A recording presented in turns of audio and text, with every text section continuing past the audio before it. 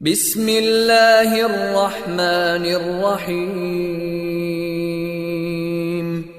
شروع اللہ کے نام سے جو رحمان و رحیم ہے۔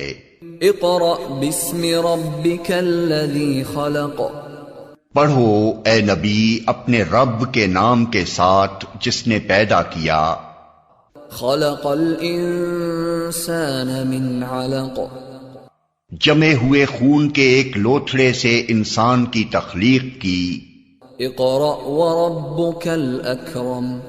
پڑھو اور تمہارا رب بڑا کریم ہے۔ الذی علم بالقلم۔ جس نے قلم کے ذریعے سے علم سکھایا۔ علم الانسان ما لم يعلم۔ انسان کو وہ علم دیا جسے وہ نہ جانتا تھا۔ بسم اللہ الرحمن الرحیم۔ ویڈیو نمبر 5 میں اور ویڈیو نمبر 4 اور ہفتہ نمبر 5 میں آپ کو خوش آمدید کہتے ہیں۔ اللہ تعالیٰ کے پاک نام سے شروع کرتے ہیں۔ ہم نے پچھلے ہفتے جو موضوعات پڑھے تھے اس میں مرزا غالب کو ہم نے پڑھا تھا اور باحیثیت مکتوب نگار اور ان کے خطوط کا جو ہے وہ مشاہدہ کیا تھا، مطالعہ کیا تھا اور اس کے ساتھ ہی اس کا مشقی کام وغیرہ سمجھا تھا۔ یقیناً وہ کام مکمل ہو چکا ہوگا۔ آج ہم نئے موضوع کے ساتھ پھر حاضر ہیں۔ اس میں آج آپ کی ابتدا جو ہوگی وہ ہوگی نظم سے، اور نظم میں سب سے پہلے آپ جو جس شاعر کی نظم پڑھیں گے وہ ہیں میر انیس، اور ان کی نظم کا موضوع ہے گرمی کی شدت۔ اب گرمی کی شدت کے لحاظ سے جو اس نظم میں جو شاعری ان کی ہے وہ ہے واقعہ کربلا کے اوپر بنی ہوئی ہے، اور اس کو میں آپ کو بعد میں تفصیل سے سمجھاؤں گی، لیکن اس سے پہلے جو ہے ہمیں شاعر کے حالات زندگی ہے اور ان کے کلام کی جو خصوصیات ہے اس کے بارے میں تھوڑا سا جو ہے وہ معلومات ہونی چاہیے، تاکہ جب ہم ان کی خصوصیات کے اوپر تبصرہ کرنے کے بعد جب ہم ان کی شاعری پر ان کی نظم کو جو ہے وہ پڑھیں گے اور اس کا مطالعہ کریں گے اور اس میں پھر ان کی شاعری کی خصوصیات کو تلاش کریں گے تو یقیناً ہمیں اس کی جو ہے وہ جھلک جو ہے وہ ضرور نظر آئے گی۔ تو 1803 میں جو ہیں وہ میر انیس پیدا ہوئے، ٹھیک ہے۔ کون سے سن میں پیدا ہوئے؟ 1800۔ شاعر ہمارے پاس ہیں میر انیس،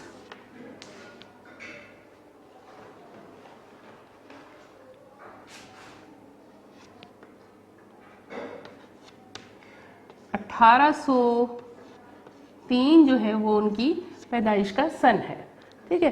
آپ کا اصل نام جو تھا وہ میر بابر علی تھا اور تخلص جو ہے وہ انیس ہے۔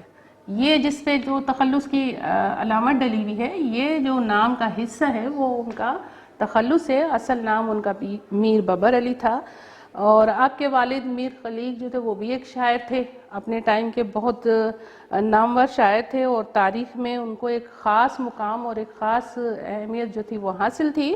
ابتدائی تعلیم و تربیت جو ہے اس زمانے کے بچوں کی طرح آپ نے بھی حاصل کی، بہت اچھا ماحول آپ کو ملا، بہت اچھے طریقے سے آپ نے اپنی تعلیم کو مکمل کرا، اور ابتدا ہی سے جو تھا شاعری سے ظاہر آپ کے والد صاحب کیونکہ شاعر تھے تو آپ بھی مشاعروں میں جایا کرتے تھے۔ شاعری کی ابتدا جو تھی وہ بچپن ہی سے شروع ہو گئی تھی۔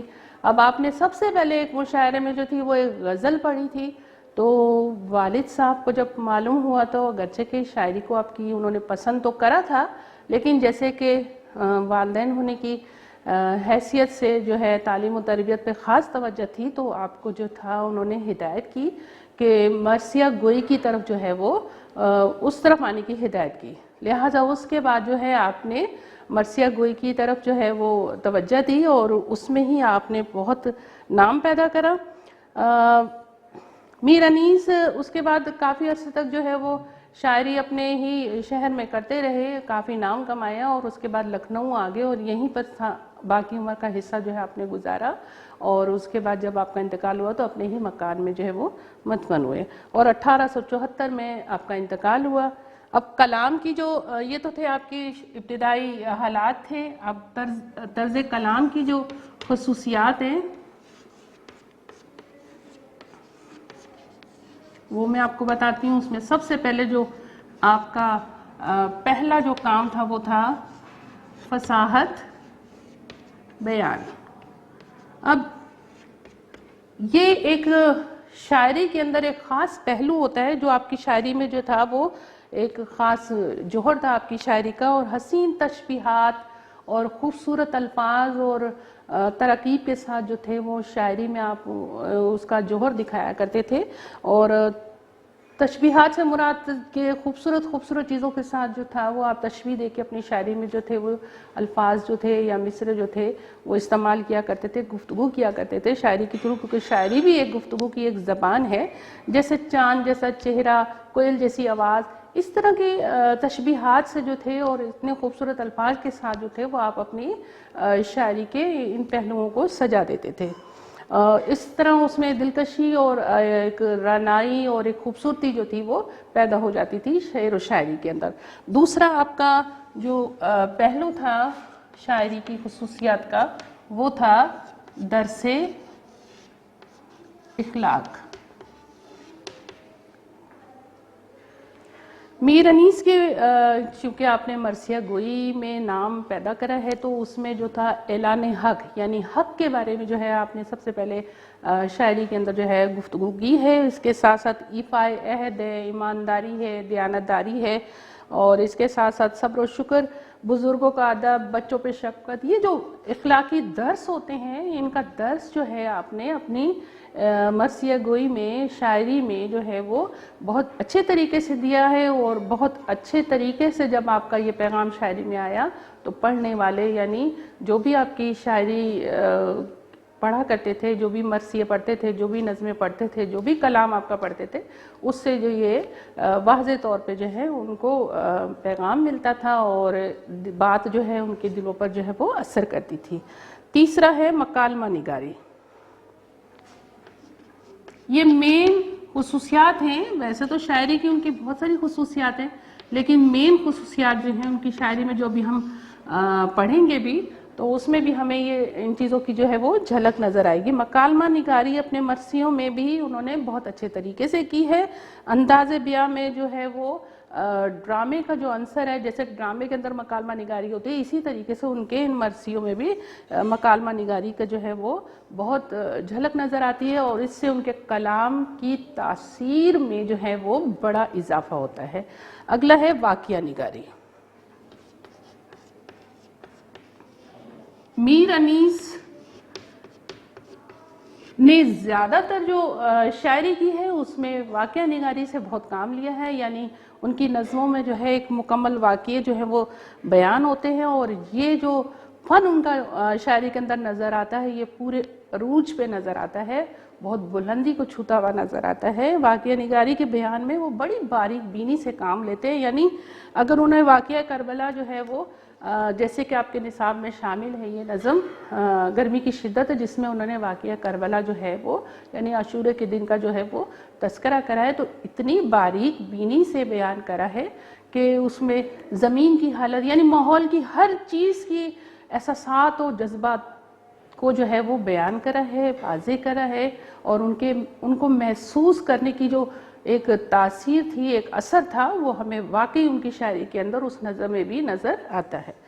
آگے ہے جذبات نگاری. شاعری کے لحاظ سے جو اس وقت آپ کے نصاب میں جو نظم موجود ہے، ان کا جو کلام موجود ہے، اس میں جو خاص چیزوں کی جو جھلک ہمیں نظر آتی ہے وہ میں نے یہاں پہ تحریر کری ہے، جس میں ایک آپ کے پاس آتا ہے جذبات نگاری. میر انیس نے انسانی جذبات کی عکاسی جو ہے وہ بڑے بہترین طریقے سے کی ہے اور ان کا یہ جو جوہر ہے، ان کا جو یہ ہنر ہے، یہ خوب کھل کے خوب نکھر کے سامنے آیا ہوا ہے ان کی شاعری کے اندر. ایسے موقعوں پر جو ہے یعنی جب وہ انسانی جذبات کو بیان کرتے ہیں، ان احساسات کو بیان کرتے ہیں تو ان کا قلم جو ہے وہ درد میں ڈوب جاتا ہے اور ان کا ہر مصرع ظاہر ہے شاعری کے ذریعے بات کر رہے ہیں، گفتگو کر رہے ہیں، تو ان کا ہر مصرع جو ہے وہ دل پر تیر بن کے جو ہے وہ لگتا ہوا محسوس ہوتا ہے. تو اب جیسے میں نے آپ کے سامنے یہ کچھ خصوصیات بیان کری ہیں ان کے کلام کی، ان کی طرز کلام کی جو جوہر ہیں وہ بیان کرے ہیں، تو یہ اب جب ہم ان کی نظم پڑھیں گے اور اس میں اگر ہم اس چیز کی جھلک دیکھیں گے تو یقیناً ہمیں نظر آئے گی اور ہمیں اس چیز کا واضح احساس ہوگا اور واضح ہو جائے گا کہ ان کے کلام کی جو یہ مین باتیں ہیں वो किस किस तरीके से हमारे सामने आ रही हैं। अच्छा जी, अब आप आते हैं अपनी निसाबी किताब की तरफ, जिसमें सफ़ा नंबर 143 पर नज़म मीर अनीस की मौजूद है, गर्मी की शिद्दत। पहले मैं आपको नज़म की जो है वो हैयत यानी शक्ल के बारे में बताऊंगी, और उससे भी पहले थोड़ा सा अगर हम एक कवायद का छोटा सा टॉपिक अगर हम समझ लेते हैं तो हमें नज़म के बारे में समझने में जो है वो आसानी हो जाती है। सबसे पहले हम देखते हैं कि मिसरा जो किसी भी नज़म की एक लाइन जो है वो क्या कहलाता है, मिसरा। एक और मिसरा अगर इसमें शामिल हो जाए तो ये शक्ल आ जाती है शेर की। लेकिन इसमें एक और मिसरा आ जाए तो नज़म की ये जो शक्ल होती है इसको मुसल्लस भी कहते हैं और मसनवी भी कहते हैं। यानी मुसल्लस अरबी ज़बान के लफ्ज़ हैं ये, और अरबी में जो है मुसल्लस जो है वो ट्रायंगल यानी 3 को कहते हैं। और इसी तरह एक एक मिसरे का इजाफा होता है जब किसी बंद के अंदर, यानी एक मिसरा हो गया, एक और मिसरा अगर शामिल हो जाता है तो वो शेर कहलाता है।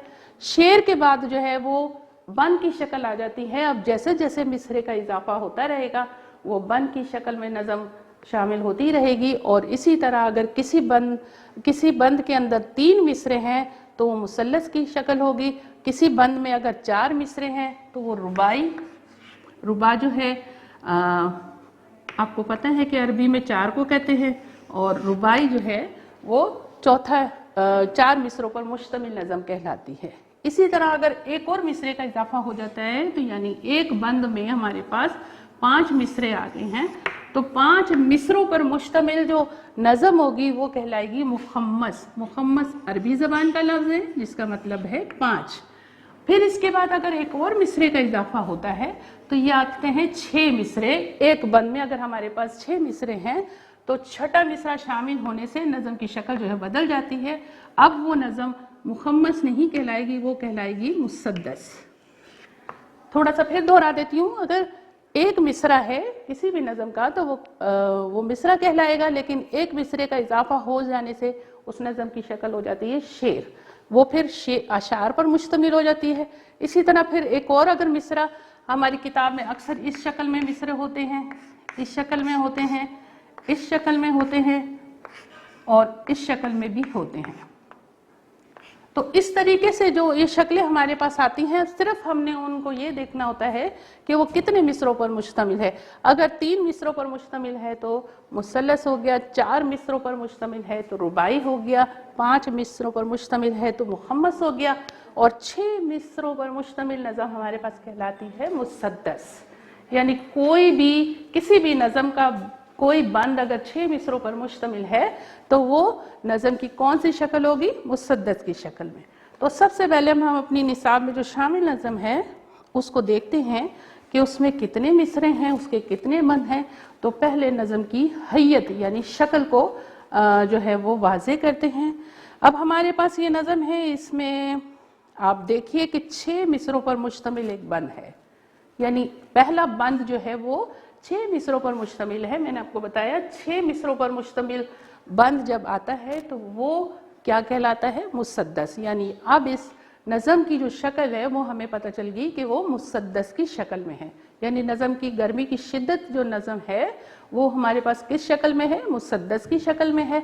और अब इसमें कितने बंद हैं, तो बंद हमारे पास इस नज़म में 4 हैं। 4 बंद पर मुश्तमिल नज़म गर्मी की शिद्दत हमारे निसाब में शामिल है, जिसका हर बंद जो है वो 6 मिसरों पर मुश्तमिल है। और 6 मिसरों पर मुश्तमिल नज़म जो है, जो बंद है, वो हमारे पास मुसद्दस की शक्ल में होता है। हमारे पास नज़म की हैयत जो है वो वाज़े हो गई है। और मीर अनीस शायर जो हैं इसके उनकी थोड़ी हमने खुसूसियात भी पढ़ ली, वो आपके सामने बोर्ड पे जो है ये ख़ास जो है तर्ज़ कलाम की जो खुसूसियात हैं जो हमें इस वक्त निसाब में मौजूद नज़म में नज़र आएंगी, हम उसको समझेंगे, साथ साथ देखेंगे। पहला बंद है वो लो वो आफताब, सॉरी वो लू जो है, आप देखते हैं गर्मी में जो गर्म हवा यानी सूरज की तपिश से जो हवा गर्म हो जाती है तो उस हवा को हम कहते हैं लू, ठीक है। वो आफताब कहते हैं सूरज को, कि हिद्दत कहते हैं गर्मी को। वो ताब का मतलब होता है चमक दमक। वो लू वो आफताब की हिद्दत, वो ताब काला था रंग धूप से, दिन का मिसाल शब। मिसाल दी गई है शब, रात, यानी रात की तरह। खुद नहर अलकमा के भी सूखे हुए थे लब, लब कहते हैं होंठ को। खैमे जो थे हबाबों के, तपते थे सब के सब। हबाबों कहते हैं बुलबुलों को। तो आपने देखा होगा जब कभी हम पानी गर्म होने रखते हैं और पानी जो है वो खौलने लग जाता है खूब, तो उसमें पानी के जो वो बुलबुले से उठते हैं गर्म, वो गोल गोल होते हैं, तो उसको तशबीह दी गई है, उससे तशबीह दी गई है इन खैमों को जो पानी के ऊपर जो है वो उठ रहे थे। तो यहाँ पे उड़ती थी खाक, खुश्क था चश्मा हयात का। खाक कहते हैं मिट्टी को, चश्मा हयात कहते हैं जिंदगी के जो रौनक होती है। खौला हुआ था धूप से पानी फराद का। यहाँ पर शायर जो है मीर अनीस जो है वो ज़ाहिर है शायरी का एक चमकता हुआ रोशन और ताबिंदा सितारा थे, जिन्होंने मरसिया गोई में एक अजीम मर्तबा जो है वो हासिल करा। और मरसिया गोई के अंदर उन्होंने इंसानी एहसासात और जज्बात को, हर चीज़ को, ना सिर्फ इंसानी जज्बात को बल्कि हर चीज़ के एहसासात को उन्होंने इतने अच्छे तरीके से बयान करा है कि हमें उसमें जो है वो गज़ल का बांकपन, मसनवी का हुस्न और कसीदे का अंदाज़ बयां, ज़ोर बयां जो है वो सब जो है मरसिए में जो है वो समा गया है। आपकी शायरी में एक जोश अकीदत जो है वो वाज़े तौर पे नज़र आता है। हम हवाले के अंदर ये तमाम बातें लिख सकते हैं। तशरीह में है, ज़ाहिर है ये मरसिया है एक, और जिसमें जो है ये इसका जो है ये इब्तिदाई हिस्सा है, पहला बंद जो है वो इब्तिदाई हिस्सा है, जिसमें उन्होंने गर्मी की शिद्दत को बयान किया है। और ये आशूरा के दिन और मुकाम करबला के एक अलमनाक और पुरदर्द वाक़ये को बयान किया है, जो शाम से पहले ही ख़त्म हो गया था, लेकिन इस सानहे की, इस वाक़ये की एक दास्तान रकम है तारीख़ में, जो क़यामत तक जो है वो दोहराई जाती रहेगी, बार बार अशार के ज़रिए, मरसियों के ज़रिए हमारे सामने आती रहेगी, और क़यामत तक हम इस वाक़ये को जो है वो भूल नहीं सकते। और इस पे क़यामत तक जो है दुनिया जो है वो नोहा गुनाह रहेगी, मतलब एहसास करेगी उस तकलीफ़ का, उस दुख का, जो अजीम कुर्बानी जो है दीन के लिए जो है वो दी गई। तो अब हम पहले बंद की ज़रा तशरीह करते हैं। उसमें ज़ाहिर है शायर ने सूरज की गर्मी यानी तपिश के बारे में जो है वो बयान किया है, और कहा है कि वो पूरी आबोताब के साथ चमक रहा था, रोशन था, लेकिन उसकी गर्मी के अंदर इतनी तपिश थी, इतनी हिद्दत थी, इतनी आग थी कि पूरा माहौल जो था, काला था रंग धूप से, दिन का मिसाल शब के माहौल के अंदर जो है वो हल्का हल्का सा अंधेरा जो है वो छाया हुआ था। यानी दिन भी जो था वो ऐसा लगता था कि रात की तारीकी जो है उसकी झलक जो है उसमें अभी मौजूद है। खुद नहर अलकमा के भी सूखे हुए थे लब।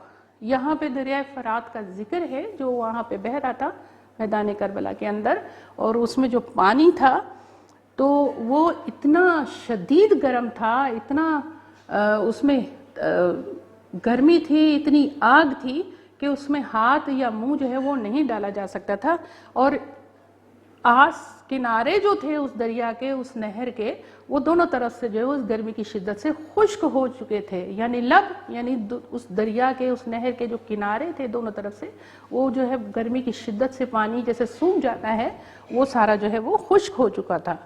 खैमे जो थे हबाबों के, तपते थे सब के सब। अब उसमें जो पानी था वो इतना तेज़ खौल चुका था, इतना तेज़ गर्म हो चुका था कि उसमें जो वो पानी के गर्म होने पर बुलबुले से उठते हैं, वो गोल गोल खैमे से तशबीह दी गई है उसको, गोल खैमे से।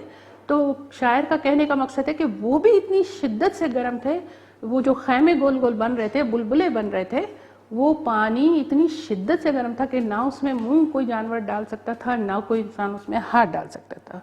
उड़ती थी खाक, खुश्क था चश्मा हयात का। जिंदगी जाम थी, कोई रौनक नहीं थी, कोई खुशी नहीं थी, कोई जिंदगी जो है चलती फिरती नजर नहीं आ रही थी। गर्मी इतनी शदीद थी कि उसे हर माहौल जो है वो परेशान था। माहौल में रहने वाले चरिंद परिंद इंसान सब जो है वो परेशान थे, दरख्त सब सूखे हुए थे, और जो हवा थी वो गर्म थी, और इसके साथ ही ज़मीन पे इतनी तपिश हो गई थी कि वो खुश्क मिट्टी सी जो थी वो हवा में शामिल होकर उसके साथ उड़ रही थी। खौला हुआ था धूप से पानी फरात का, यानी پھر وہی بات دہرائے گی کہ پانی جو تھا وہ اتنا شدید گرم ہو چکا تھا اس گرمی کی شدت سے، اس دھوپ کی تپش سے، اس دھوپ کی گرمی سے، کہ وہ کھولتے ہوئے پانی سے اس کو جو ہے وہ تشبیہ دی گئی ہے۔ دوسرے بند کی طرف آتے ہیں۔ آب رواں سے منہ نہ اٹھاتے تھے جانور۔ آب کہتے ہیں پانی کو، رواں بہتا ہوا، یعنی اس وقت جو دریائے فرات میں، نہر القمہ میں جو پانی بہہ رہا تھا وہ اتنا گرم تھا، لیکن اگر کہیں پر تھوڑا بہت جو پانی تھا اور جانوروں نے اس میں منہ ڈال دیا پانی پینے کے لیے، وہ پانی پینا چاہتے تھے تو ان کا دل ہی نہیں چاہ رہا تھا کہ اس پانی سے اپنا منہ نہیں، کیونکہ دریائے فرات کا پانی جو تھا وہ گرم تھا۔ لیکن کسی اور جگہ پہ اگر تھوڑا بہت پانی پینے کے لیے جانوروں کو مہیا آ گیا یا نظر آ گیا اور انہوں نے منہ ڈال دیا پانی پینے کے لیے، تو اب ان کا دل نہیں چاہ رہا تھا کہ وہ اس پانی سے جو ہے وہ منہ باہر نکالے۔ جنگل میں چھپتے پھرتے تھے طائر ادھر ادھر۔ اسی طرح جنگل کا حال بتایا میدان کربلا کہ اگر جنگل ہے اور وہاں پہ پرندے ہیں، طائر کہتے ہیں پرندے کو، تو پرندے سائے کی تلاش میں ادھر ادھر بس گھوم رہے ہیں، سایہ تلاش کرنا چاہ رہے ہیں، کیونکہ گرمی اتنی شدید ہے، اتنی تپش ہے کہ اس گرمی میں ان پرندوں کو بھی بیچاروں کو سکون نہیں مل رہا، اور وہ سائے کی تلاش میں جنگل میں کبھی ایک درخت پر کبھی دوسرے درخت پر بھٹک رہے ہیں۔ مردم تھے 7 پردوں کے اندر عرق میں تر۔ عرق کہتے ہیں پسینے کو۔ مردم لوگ، یعنی لوگ جو تھے خیموں کے اندر بیٹھے ہوئے تھے اور سائے کی تلاش کے لیے انہوں نے خیموں کو اتنا موٹے کپڑے کا بنایا ہوا تھا کہ کسی طرح دھوپ جو ہے ان خیموں کے اندر نہ آئے، لیکن اس کے باوجود جو ہے وہ پسینوں سے تر بتر تھے۔ اس گرمی سے وہ اتنے بے حال تھے، اس گرمی سے اتنے وہ پریشان تھے کہ اتنا سب کچھ سائے کو تلاش کرنے کے لیے یا اپنے خیمے کو اتنا سایہ دار بنانے کے باوجود بھی جو تھے نا وہ گرمی سے بے حال ہوئے تھے اور اس سورج کی تپش سے جو تھے وہ پریشان ہوئے تھے۔ خس سے خانہ مرسا سے نکلتی تھی نا نظر۔ یہاں پہ خانہ مرسا یعنی آنکھ کی پلکوں سے، یعنی جب آنکھ کھولتے ہیں اور پلکیں اٹھاتے ہیں تو یہ جو ہماری نظر ہے یہ چیز کو جب دیکھتی ہے تو یہ جو نظر ہے یہ باہر دھوپ کی طرف جو ہے، دھوپ کی شدت کے بارے میں شاعر نے اشارہ دیا ہے کہ اتنی شدت سے تپش تھی، اتنی چمک تھی اس دھوپ میں کہ آنکھ سے جو یہ نظر ہے کسی چیز کو دیکھنے کے لیے جو ہے وہ باہر ان پلکوں سے باہر نہیں آنا چاہ رہی تھی۔ اس چیز کو، اس گرمی کے اندر جو چیزیں موجود تھی وہ ان کو دیکھنا نہیں چاہ رہی تھی۔ اس چمک سے، اس گرمی سے، اس دھوپ سے، اس حدت سے جو ہے وہ نظر جو تھی وہ چندھیا جاتی تھی اور ان کو وہ چیزیں جو ہے نظر نہیں آتی تھی اور وہ دیکھنا بھی نہیں چاہتے تھے۔ یعنی نگاہ کو بتایا کہ وہ بھی اس گرمی سے اتنی پریشان تھی، اس نظر جو ہے وہ اتنی پریشان تھی کہ اس گرمی سے وہ اپنی آنکھ سے جو ہے باہر آ کے اس چیز کو دیکھنا نہ چاہتی تھی۔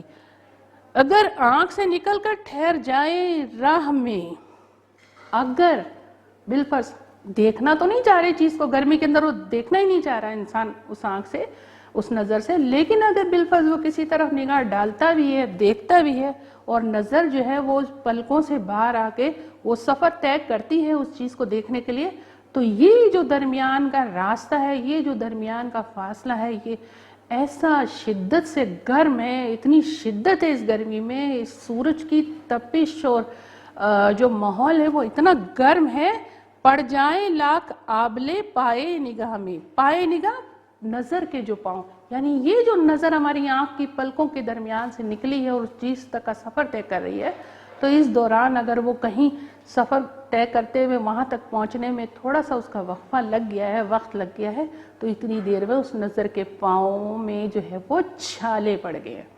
ٹھیک ہے، یعنی جیسے گرم زمین ہوتی ہے اور اس پہ اگر ننگے پیر چلنے کی کوشش کی جائے تو پاؤں میں جو ہے وہ چھالے پڑ جاتے ہیں، یا پاؤں کی جو نیچے کی کھال ہے وہ اس قدر کی گرم ہو جاتی ہے کہ ننگے پیر جو ہے وہ اس پہ پاؤں جو ہے وہ نہیں رکھا جاتا۔ تو شاعر نے یہاں اس گرمی کی حدت کو اس طرح بیان کیا ہے کہ جو آنکھ سے نظر نکل رہی ہے اس چیز کو دیکھنے کے لیے، تو شاعر نے اس کے پاؤں کو بھی بتایا ہے کہ اس کے پیروں کے نیچے جو ہے وہ چھالے پڑ گئے، یعنی وہ نگاہ کی نظر جو ہے وہ اتنی گرم ہو گئی ہے، وہ جو دیکھنے کی نگاہ ہے وہ اتنی گرم ہو گئی ہے کہ اس کے جو ہے وہ جس طرح پاؤں میں چھالے پڑ جاتے ہیں اس طرح اس نگاہ کے پاؤں میں بھی جو ہے وہ چھالے پڑ گئے ہیں اور وہ گرمی کی تکلیف جو ہے وہ برداشت کرنے پر مجبور ہے۔ کوسوں کسی شجر میں نہ گل تھے نہ برگ و بار۔ کوسوں کہتے ہیں دور کو، شجر کہتے ہیں درخت کو، گل کہتے ہیں پھول کو، نہ برگ کہتے ہیں پتے کو، نہ بار کہتے ہیں پھل کو۔ سمپل اگر ہم میننگز دیکھیں تو ہمارا مصرے کے ساتھ جو معنی بنتا ہے وہ یہ بنا کہ دور دور اس میدان میں اس عاشوراء کے دن کا جو ماحول تھا اس میں جو ہے دور دور تک نہ کوئی درخت تھا، نہ کوئی پھول تھا، نہ کوئی پتے نظر آتے تھے کسی درخت پر، اور نہ کوئی پھل۔ ظاہر ہے جب گرمی اتنی شدت سے بیان کی گئی ہے تو اس میں کسی درخت پر کوئی سبزہ ہونے کا تو سوال ہی پیدا نہیں ہوتا، اور جب سبزہ نہیں ہے تو پھول بھی نہیں ہے، اور جب پھول نہیں ہے تو کوئی پھل اور پتے کا بھی سوال ہی پیدا نہیں ہوتا۔ ایک ایک نخل جل رہا تھا صورت چنار۔ چنار ایک قسم کا درخت ہے اور نخل کہتے کھجور کے درخت کو، یعنی جس طرح کھجوریں ہمیشہ گرمی میں پکتی ہیں، تو یہاں پر یہ بتایا مثال دی ہے شاعر نے کہ جس طرح ایک ایک جو کھجور کا ریگستان کے اندر اس میدان کے اندر اگر کہیں جو کھجور کا درخت تھا اور اس پہ کھجوریں جو لگی ہوئی تھی جس طرح وہ جل رہا تھا، وہ پک رہا تھا، بالکل وہ اسی طرح تھا جس طرح ایک چنار کا درخت جو ہے وہ گرم ہوتا ہے اور تپتا ہے۔ ہنستا تھا کوئی گل نہ مہکتا تھا سبزہ زار۔ یعنی اب ظاہر جب یہاں کوئی پھول نہیں تھا، کوئی پتا نہیں تھا، کوئی پھل نہیں تھا، تو نہ تو کسی پھول کے ہونے کی گنجائش تھی گرمی کے اندر کہ اگر پھول ہوتا، کھلتا، مسکراتا، اس کی مسکراہٹ نظر آتی، ہمیں پھول کی جو ہے خوبصورتی نظر آتی، نہ مہکتا تھا سبزہ زار، یعنی کوئی کہیں دور دور تک کوئی سبزہ نظر نہیں آ رہا تھا، کوئی پتہ ہی نہیں تھا۔ ظاہر ہے شدید گرمی تھی اور سورج کی تپش اتنی تھی، اور اتنی گرمی کی وجہ سے جو تھا وہ زمین پہ نہ کوئی سبزہ تھا، نہ کوئی درخت تھا، نہ کوئی پھل تھا۔ کانٹا ہوئی تھی پھولوں کی ہر شاخ باردار۔ بار کہتے ہیں بوجھ کو، دار باردار یعنی پھلدار، جو بوجھ ہو جاتا ہے درخت کے اوپر، جو وزن ہو جاتا ہے وہ پھل سے ہوتا ہے ظاہر ہے۔ تو وہ پھلدار درختوں کی جو پھل دیا کرتے تھے کبھی وہ اس وقت اس گرمی میں اس دن اس میدان کی جو گرمی تھی، اس سورج کی جو تپش تھی، اس سے ہر درخت جو تھا پھل دینے والا وہ کانٹا بن گیا تھا۔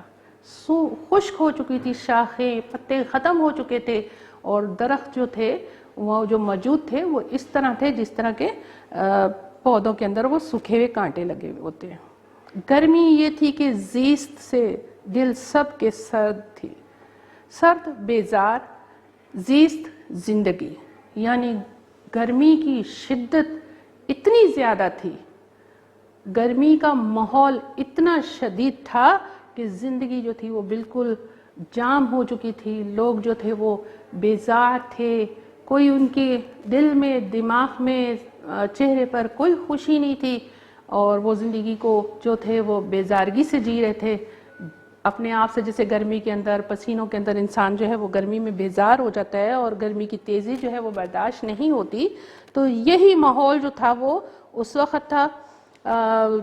سب کے دل جو تھے وہ بجھے ہوئے تھے اور ایک دوسرے سے بیزار تھے، پریشان تھے، بات چیت کرنے کو دل نہیں چاہ رہا تھا، ایک دوسرے کی طرف دیکھنے کو دل نہیں چاہ رہا تھا، بس چاہتے تھے کہ کسی طرح یہ سورج جو ہے وہ غروب ہو جائے اور تھوڑا سا جو ہے اس گرمی سے جو ہے وہ جان چھٹ جائے۔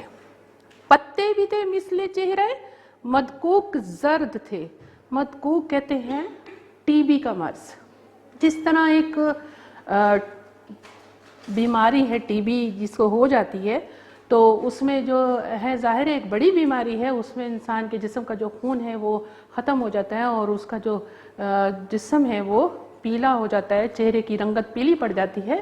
تو شاعر نے تشبیہ دی ہے اس رنگت کو پتوں کی رنگت سے، جو اس وقت ماحول میں پودے تھے ان کے جو پتے اس میں موجود تھے اکا دکا جو پودوں کے اندر، اس پتوں کی جو رنگت تھی اس رنگت کو تشبیہ دی ہے اس چہرے سے جس کو ٹی بی کا مرض لاحق ہو جائے اور اس کے چہرے پہ جو پیلا پن سا آ جاتا ہے، اس کی جھلک نظر آتی ہے اس کے چہرے سے، تو شاعر نے تشبیہ دی ان پتوں کے رنگ کو اس رنگت سے، یعنی ان پتوں کے رنگ ایسے ہو گئے تھے، ایسا لگتا تھا ان پتوں کی رنگت کو دیکھ کے کہ جیسے ان کو ٹی بی کا مرض جو ہے وہ لاحق ہو گیا ہے۔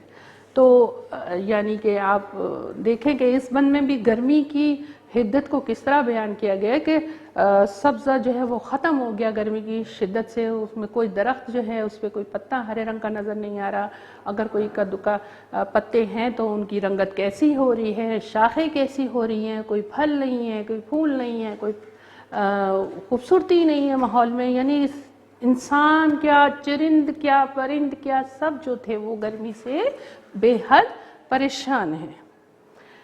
نظم کا آخری بند ہے، شیر اٹھتے تھے نہ دھوپ کے مارے کچار سے۔ کچار کہتے ہیں شیر کی رہنے کی جگہ، جیسے غار ہوتے ہیں شیر کے، تو یہاں پہ کچار جو ہے وہ اسی جگہ کو کہتے ہیں۔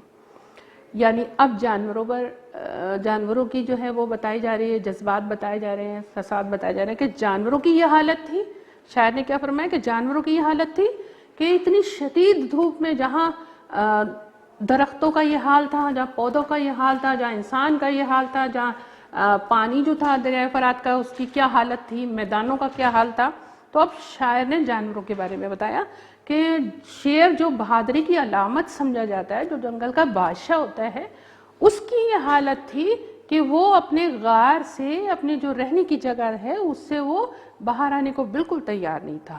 آہو نہ منہ نکالتے تھے سبزہ زار سے۔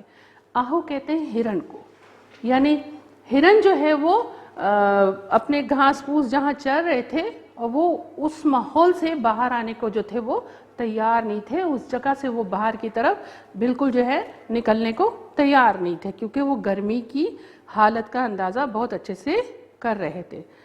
آئینہ مہر کتھا مقدر غبار سے۔ مقدر میلا، غبار مٹی، جس طرح ماحول میں سارے میں جو ہے تھا وہ گرد و غبار اڑ رہا تھا، اس سے جو سورج کا چہرہ ہے وہ چھپا ہوا تھا اور میلا میلا سا نظر آ رہا تھا۔ جیسے میں نے شروع میں پہلے بند میں آپ کو بتایا کہ ماحول میں ایک دھول مٹی سی اڑ رہی تھی اور جو تھا ایک رات کی تاریکی کی جھلک نظر آ رہی تھی، یعنی سورج کی جو چمک تھی وہ ہمیں پوری طرح نظر نہیں آ رہی تھی اس گرد و غبار، اس مٹی کی وجہ سے۔ یہاں پہ بھی اسی چیز کو واضح کیا گیا کہ سورج کا جو چہرہ جو تھا وہ پورے ماحول میں جو گرد و غبار، جو مٹی اڑ رہی تھی اس گرمی کی وجہ سے، گرم ہوا کی وجہ سے، لو کی وجہ سے، اس سے ماحول جو ہے وہ تھوڑا سا میلا ہو چکا تھا، خراب ہو چکا تھا۔ گردوں کو تپ چڑھتی تھی زمیں کے بخار سے۔ گردوں کہتے ہیں آسمان کو، تپ کہتے ہیں بخار کو، تپش کو۔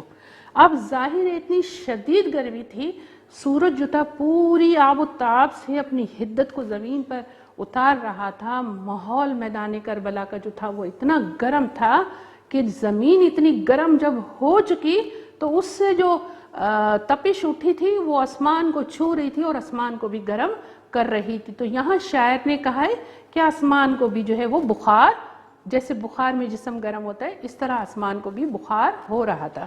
تو زمین کی تپش جو ہے وہ اتنی زیادہ تھی کہ وہ آسمان کی بلندی کو چھو رہی تھی اور آسمان کو بھی گرم کر رہی تھی۔ تو شاعر نے اس چیز کو اس طرح مصرے میں بیان کرا ہے کہ جیسے بخار میں جسم جلتا ہے، تپ جاتا ہے، گرم ہو جاتا ہے، اسی طریقے سے اس زمین کی گرمی سے، اس ماحول کی گرمی سے آسمان بھی جو تھا وہ بہت گرم ہو رہا تھا۔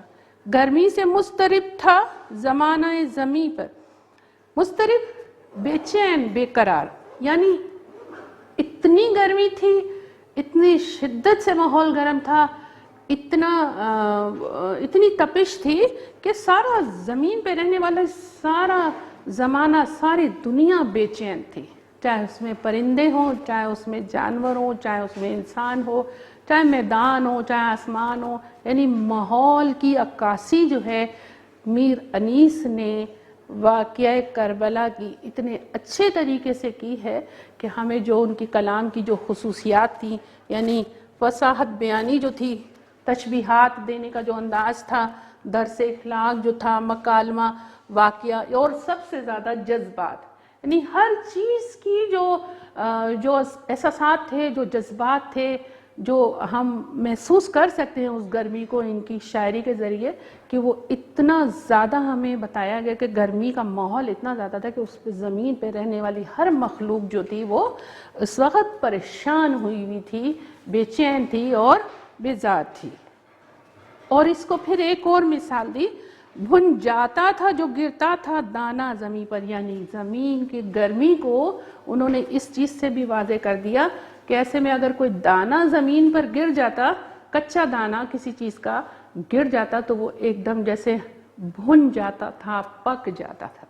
تو آپ اس مصرعے سے اندازہ کر سکتے ہیں کہ اس وقت گرمی کی شدت کیا تھی، سورج کی تپش، اس کی حدت جو تھی وہ کتنے عروج پر تھی، کتنے زوروں پر تھی۔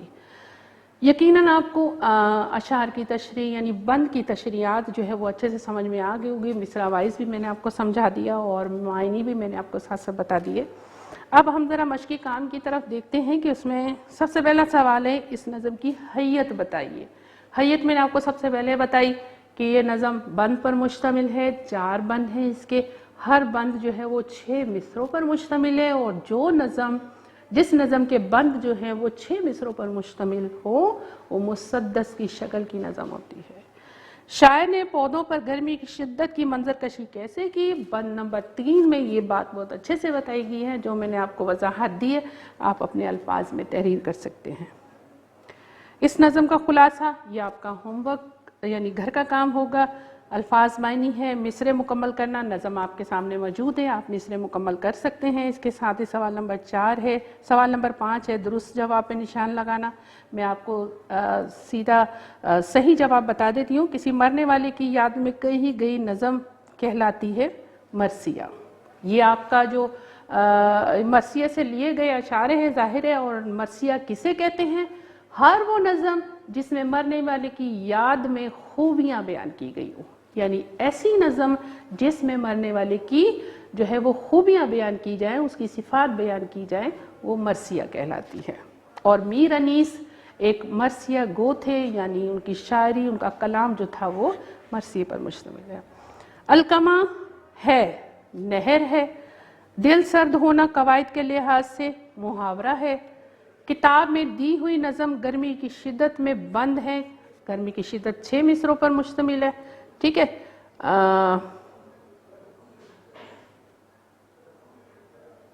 میر انیس کی نظم میں گرمی کا ذکر ہے، کربلا کی گرمی کا، یعنی واقعہ کربلا کی گرمی کا بیان کیا گیا اچھے طریقے سے تفصیل سے۔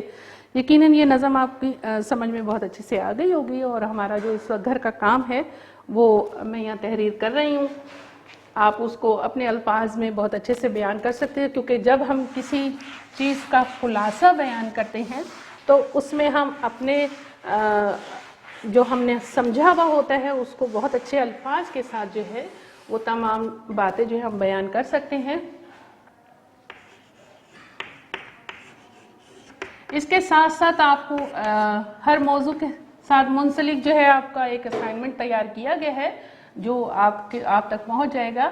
آپ اس کو جو ہے اس نظم کو سمجھنے کے بعد اس کو حل کریں گے۔ تو اس میں سب سے پہلے اس نظم کا خلاصہ تحریر کیجیے، یعنی ایک واقعے کی شکل میں ساری گرمی کے بارے میں جو آپ بیان کریں گے۔ نیز اس نظم سے منسلک سرگرمی کو حل کیجیے، ٹھیک ہے۔ یہ سرگرمی جو ہے آپ کے پاس جلدی پہنچ جائے گی۔ آپ نے اس کو جو ہے اس کے تمام سوال جواب، اس کے مشقی کام سے تھوڑا جو ایکسرسائز میں سے لیا گیا ہے وہ سارا کام آپ کو کرنا ہوگا۔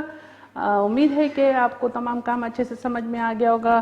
میر انیس شاعر کے بارے میں جو ان کی خصوصیات ہیں وہ بھی سمجھ میں آ گئی ہوں گی، ساتھ ساتھ نظم کی تشریح جو ہے وہ آپ کو اچھے سے سمجھ میں آئی ہوگی۔ اگر کچھ کہیں پر مشکل آتی ہے تو آپ اس ویڈیو کو دوبارہ دیکھیے، یقیناً آپ کی مشکل کا حل جو ہے وہ اس میں آپ کو مل جائے گا، اور انشاءاللہ اگلے ہفتے ہم ایک نئے موضوع کے ساتھ حاضر ہوں گے۔ جب تک کے لیے اپنا خیال رکھیے، اللہ حافظ۔